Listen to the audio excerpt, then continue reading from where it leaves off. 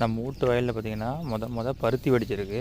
அதுவும் சரியான மழை 2 மழை தாங்கி ஒரு காற்றை தாங்கி அந்த பருத்தி வெடிச்சிருக்கிறது மிக சந்தோஷமாக இருக்குது. அது இல்லாமல் பக்கத்துலலாம் வயல் நடுறதுக்கு நல்லா தண்ணி வச்சுட்டாங்களா, அதனால் பருத்தி காட்டுக்குள்ளே தண்ணி பூந்துட்டு அந்த ஒரு சின்ன ஒரு இது தான். அப்படி அது மட்டும் இல்லாமல் இருந்தால் சூப்பராக நேரம் எல்லா காயும் வெடிச்சிருக்கும். ஏன்னா அந்த பருவத்தில் தான் இருக்குது.